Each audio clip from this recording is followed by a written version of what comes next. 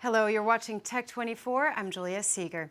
Coming up, in this edition, we tell you how Western powers, including the UK and the US, are waging war through advanced technology, unleashing their cyber capability on the Islamic State group in Iraq's second city, Mosul. Plus, in Test 24, we'll help you enhance your VR experience with a pair of gloves unlike any other, enabling you to use your hands as intuitively in the virtual world as you would in real life. But first, as Iraqi and Kurdish forces launched a military operation to retake the city of Mosul from the Islamic State group, several broadcasters were streaming the battle live on Facebook, sharing footage from the Kurdish media group Ruda. Many criticized the inclusion of Facebook's reaction emojis and described the broadcast as surreal and dystopian. Well, for more on this, let's welcome Dan and Jay Kattlecar on set. Hello and welcome, Dan. Hello, Julia. Dan, is it a first for wartime media coverage? Well, not at all. It was in 1991 that war was beamed live on television. That was the Operation Desert Storm. And some of the distinct images that I personally remember were of the tracers at night over Iraqi skies. All of this was done using night vision equipment, which was a first. You also had the images of fighter aircrafts taking off from aircraft carriers, missiles being launched and hitting the targets. So it all seemed futuristic, and it was a threshold for not only war coverage, but also for American networks, and the top among them was CNN. And of course, now this time the difference is that because now it's being beamed live on Facebook, there are concerns that it could be uninterrupted, so we could get to see some images that are too hard to watch. But some of the broadcasters, they have said that they will have a right to stop the transmission whenever it gets too hard. And even if it is a natural evolution of how media operates in a real-time information age, it does add to the ongoing debate of what is acceptable to broadcast. Well, earlier I spoke to media sociologist François Jost, and I asked him how he viewed this live streaming of the battle for Mosul. In this live footage, you can see people waiting, columns of smoke and explosions, but people think that just by seeing you can understand what's happening on the ground. In reality, there are often long periods where nothing is happening, and people don't really understand what's going on. And this new way of informing people, this idea that pictures speak for themselves, is very dangerous, because it's just not giving you any information. And several months ago, the American DoD announced it was participating in a coalition operation to recapture the city of Mosul from the Islamic State group. The leading edge of that effort was an ongoing cyber warfare operation against the communications infrastructure of the city. And this was the first time the U.S. openly admitted to using network-based electronic attacks as an integrated part of a military operation. And just a few days ago, the UK Ministry of Defense announced it had carried out an offensive cyber operation against ISIS in Mosul. Bill Woodcock, Executive Director of San Francisco-based Packet Clearinghouse, joins us now from the Internet Operations meeting in Dallas, Texas. Now, what are some of the actions that the U.S. can carry out in cyberspace? So in a cyber conflict like this, I tend to divide things into three areas of conflict: denial of service, vandalism and sabotage, and espionage and exfiltration. So U.S. Secretary of Defense Ash Carter said that they wanted to overload their network so that they can't function and do all of the things that will interrupt their ability to command and control forces. So what he's describing there is a denial of service attack, where large volumes of packets, carefully timed and crafted packets, are targeted at critical targets within the internet infrastructure, overloading them and causing them to fail to perform, to fail to forward communications traffic normally. So the other thing he said was that their goal was to cause them to lose confidence in their networks and disrupt public communications and economic operations. And that's a much higher level goal, something that looks a lot more like a traditional information operation or like the Chinese cyber strategy. Michael Fallon's remarks on Wednesday were less specific regarding the UK military participation, but Mosul is the first time that the UK Ministry of Defense has publicly acknowledged an offensive cyber operation, although here, as in the attack on the Al-Qaeda in the Islamic Maghreb in 2006 to 2008, this is a coalition operation UK, French, and US cyber operations are working together on this. It's interesting that the UK military emphasizes that offensive is a component of an overall strategy that is primarily about defense, whereas you don't hear that from the US Cyber Command. They haven't really taken up a responsibility for defensive operations. Right, and now using cyber attacks ahead of battles, that's something that you've witnessed during the 2008 Russo-Georgian War.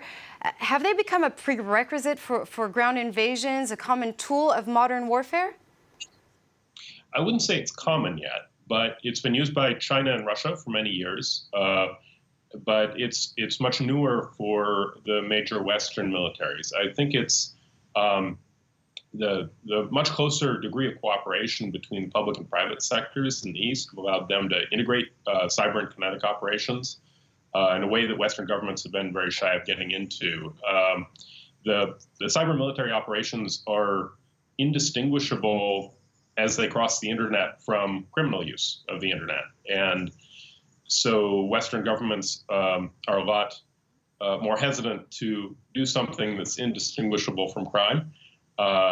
And as we saw in the case of Stuxnet, when they do it, it often causes unanticipated collateral damage on a global scale. Since that's very public and very visible and often provokes a retaliation in kind from whoever you've just attacked against your own private sector, more responsible militaries have been cautious about picking fights in the absence of much defensive strategy or capability. Well, thank you so much for that, sir. That was Bill Woodcock, the executive director of the company Packet Clearinghouse. And we're going to move on now to a whole other story and turn to Africa. Rwanda has launched the world's first national drone delivery system. Among other things, drones will be used to deliver blood to patients in remote areas of the country, as Alex Abbott reports. Aboard this drone is a blood bag that could save a life.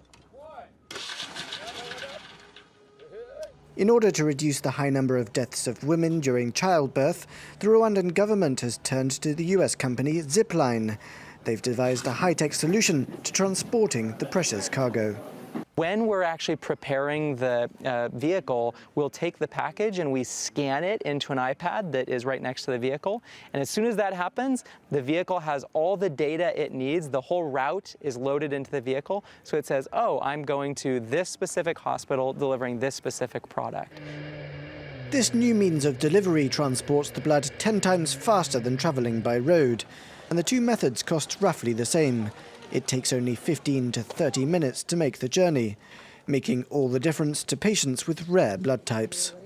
When we haven't the blood, we must refer the client in the referral hospital, and it's very far. And sometimes when it is the emergency cases, we can lose the life of the patients. A second drone base is set to be built next year to cover the rest of the country. Much-needed blood bags will then be able to reach hospitals in even the most remote areas. And moving on now to Test 24.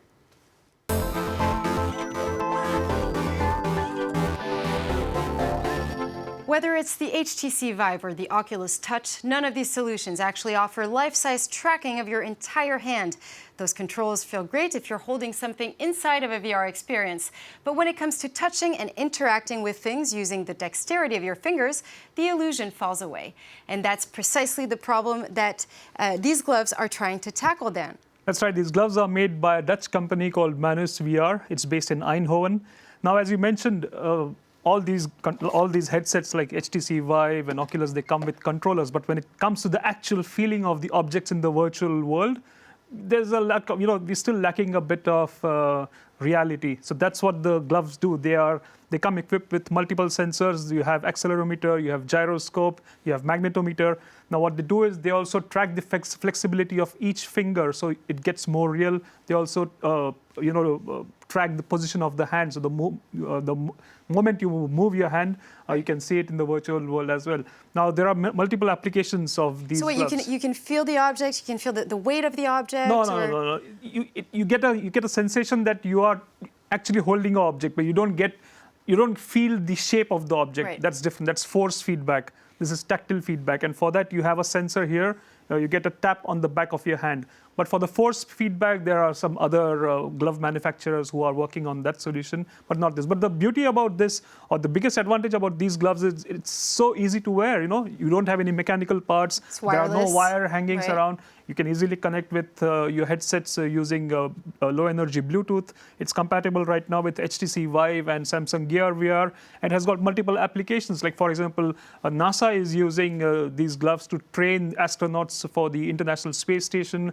NASA has created a virtual ISS in their facility, and these gloves play a big part in the training. These gloves are also, or they can also be used in schools. For example, when it comes to dissection in biology classes, you can have a virtual dissection Right. of animals, and instead of So you don't have to touch the frog anymore. exactly, so you can do it using these gloves.